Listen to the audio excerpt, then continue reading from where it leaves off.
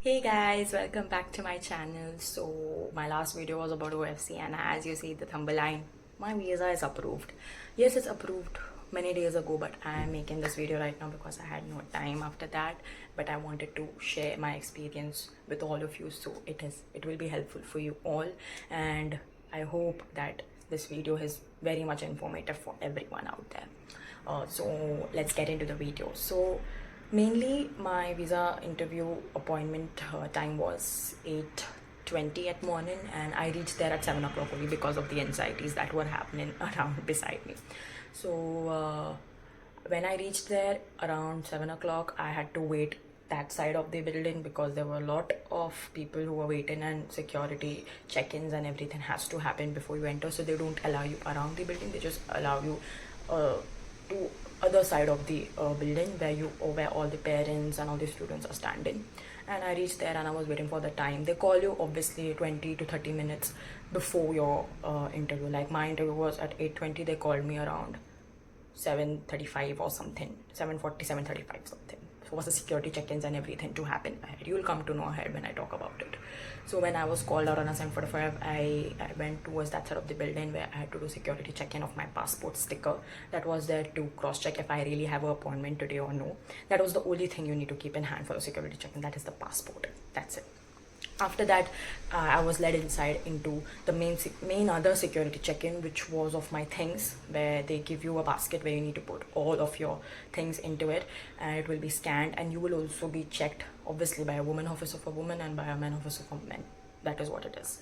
It's common sense. Okay, so that after that, once that check-in was done, these were the two counters that was done, and then I went into the main area that people call it terror area, but after you have been through it, it seems to be very normal for everyone around there who have been through it. So once I entered it, obviously there was a lot of crowd because before me there were appointments from 7:15 who were waiting for their fingerprints and everything to be done.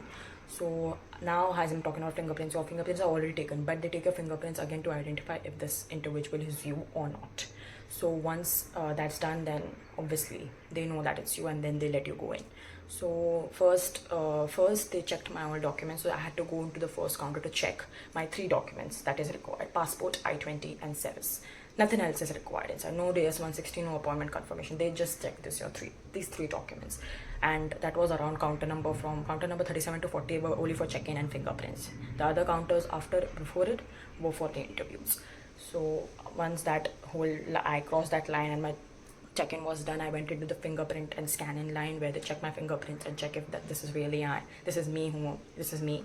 And after identifying me and then taking my fingerprints for the further process, then I went into the main interview line, which was that was very hefty, and it was actually extended. A lot of time went around it because your interview lasts only for 1 to 2 minutes, but this other whole process takes a lot of time. So that is why when you read visa interview experiences, the in and the out time is huge because of this, because of check-in and fingerprints and everything. And the line goes on. Once you come into interview line, then there's an Indian officers obviously outside who are helping. Just those are like young people, like students, but they are helping out. And the interviews who are taken are obviously the foreign international officers from US or from any other countries. So once that was done, I was into the interview line, and the Indian officer was sending one by one students to stand into you can say a passage of line front of the counter number of a particular interview counter. For example, there was counters from 21 to 35, which were solely for visa interviews, and other ones were for fingerprints and documentation. So one by one, each and every person was going into different counters, and they can't send more than 4 people in one specific line for a counter. So that is how it was happening. And there were rejections because people were fumbling, but there were approvals too. So just whenever you are there, just keep in mind that don't talk to anyone inside the building, because that is a suggestion from me. You just be yourself, be with you, calm yourself down first before talking to someone else, because visa interviewers, officers have an eye everywhere. They notice everyone. So before going into the building, you can talk to people, you can keep yourself engaged, but after going to the building, just be yourself. be with yourself, that's it, and calm yourself down. That is one tip from me. So I went in, and after that, my chance came in after 3 people, and I was like literally like, okay, I have to calm myself down. I was just keep on saying this, that I can do it, I can do it, I can do it. It's just a visa interview. It's not end of life, everyone. It's just a visa interview. Whatever the outcome is, I'll give my 100%. That is what I was charming the whole time. And when my chance came, I was directly sent to the front counter of 24, and I was praying that I go to that counter because there was a sweet American lady. It's not like depends on visa interview officers, but you get to know their trick and whatever questions they are going to ask once you see the other people and you listen to other questions and answers. So I went to 24 counter, and there was a girl up before me, and she got approved. And when I got my chance, she was smiling. She called me towards her. She gave me the signal, and I went. Then before I greeted her, she greeted me, "Good morning." And I said, "Good morning, officer. How are you doing?" And she said she's doing great, and she congratulated me for my acceptance to my university, that is Pace University, New York City. And I was like, it was very positive for me from the start. It went very positive. And my interview, seriously, as you see the thumbnail, it just lasted for 30 seconds because I was confident enough in my first answer. Confidence is the key. So after the greetings, she asked me to pass my documents, and I passed my documents by saying, "Here you go, officer."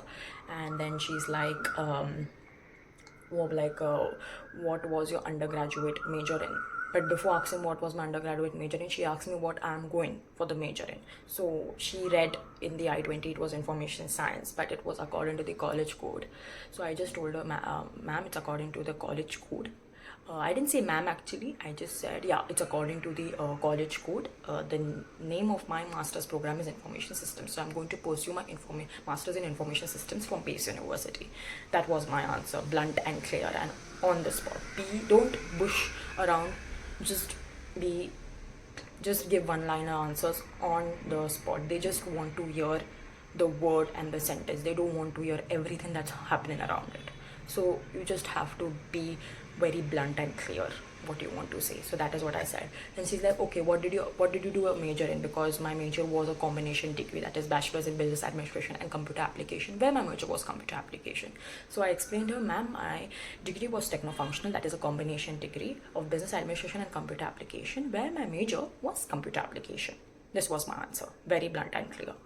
Then after that, she asked me that, "But when did you graduate?" So I said I graduated in 2022 August 6th with a date. I gave her a date too, because they don't know anything about you. So you should give your information as much as you can, but in a limited way. I know that is very foolish enough, but that is how it works. So I told after that, she's like, "Then what did you do since your graduation?" And after my graduation, as my degree was of 15 years, I needed 1 year plus on degree to apply to university. So I started pursuing my post-graduation diploma in international business, that is relevant to my further studies. So I said her that I'm currently pursuing my post-graduation diploma in international business, and it will end in this upcoming month, June. That is what was my full answer on spot.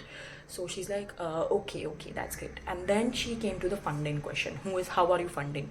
So I knew when she asked me the funding question, without even asking me why this university and all, somewhere or the else I knew that I have cracked the interview.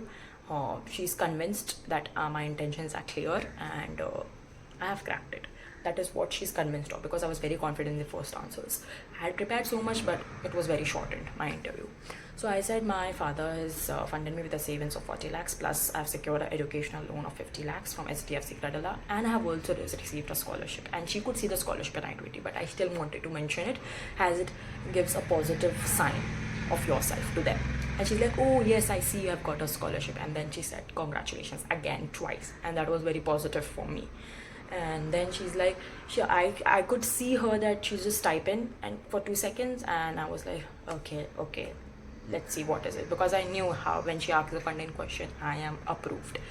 And I could see her hand going towards the white slip, and she just tore the one white slip and she pushed it over under the counter, and she just said the golden words that, "I'm approving your visa, have a great stay in US." And I was on 7 heaven that time, because I prepared a lot, and was like just very emotional also. At the same time, I was very happy, and I just took that and I just loudly said her, thank you so much, have a great day ahead, and I went away.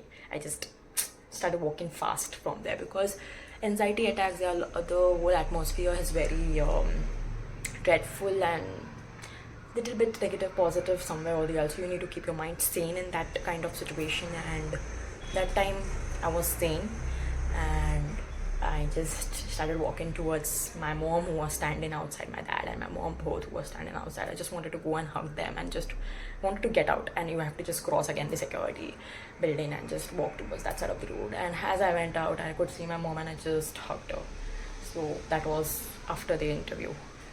And yeah, that's how my interview experience went with the answers. But I have a Word document that I had prepared. I was preparing for my interview since 20-25 days by researching about my university, by researching about the state that I'm going, by researching about what I want from this particular university, by researching about what I want from this particular course. Because I knew when you are applying to a university, to a particular course, you know why you're doing that. So you answered that there only. You don't need to mug up those answers at all. So you know your personal answers. You can just write down your personal answers and you can just go through it. You don't need to mug up it. You can just keep some pointers in mind, like this university is accredited, has this rank or this something or the else. You can keep in mind about your university, but basically why are you going to that university? That reason has to be personal to you. It can be that you want to go because this professor is researching in something which is of your research interest, or it can be because it's providing you a concentration that you want to specialize in. And what I wanted to specialize in, I also, if she would have asked why this university, I would have told my concentration that I want to specialize in is provided more in depth in my university compared to the other universities. Very simple and subtle enough. So you don't need to beat around the bush for that. You have to just be very personal for why this university question. Why this course, it has to be obviously relevant to your undergraduation. My course was relevant to my undergraduation and what I'm currently doing. You have to just connect that, and you have to just say what you have not learned and what you want to go to learn, if that is personal to you, or if you want to advance your skills, if that is personal to you. You have to be very personal in this why and how questions. How you funding is like very simple. How I answer, you can answer in whatever situation you are in. If you have loan, or if you have full scholarship, or if you have enough savings, everything you can mention. And last but not the least, the final and very convenient tip that everyone gives is be confident. But when you be confident, you have to be positive too. You have to keep yourself in a very calm situation. You can't let your environment affect you. The environment there, don't let it affect you. You just be yourself. That's why I said don't talk to anyone once you enter the building. Just be yourself. Don't let the environment affect you. Just numb everyone over there. Just cut out everyone and just feel that it's the visa officer and you. That's it. Nobody else is around you. Don't let that environment affect you. That is my second tip. And my last tip is be good at presentation and at your body language. Don't shake your hands too much as I'm shaking right now. That is usual, but there you can keep your hands like this. And be in good formals. A perfect shirt and a formal pant will do if you're a student, and if you're a business individual, perfect blazer will be good to go for. So these are my 3 tips. Be confident, don't let the environment affect you, and be good at your presentation and body language. That's all from my side, and I will put a documentation of how I prepared for my interview, that recent questions and answers. So I've already explained you how to answer, but questions and template will be inside in the description box, so you can access it from there. And I hope and I will come up with a lot of videos that will help you out throughout your visa interview journey, if you're just to start it or you're already into it. And I hope my video was helpful for you all, and I hope everyone here who's watching this video gets their visa approved and gets towards their dream. It's just going forward towards their dream. So thank you so much for watching this video. Have a great day, and I hope you subscribe to this video and you give a thumbs up and a like. Okay, bye. Have a great day.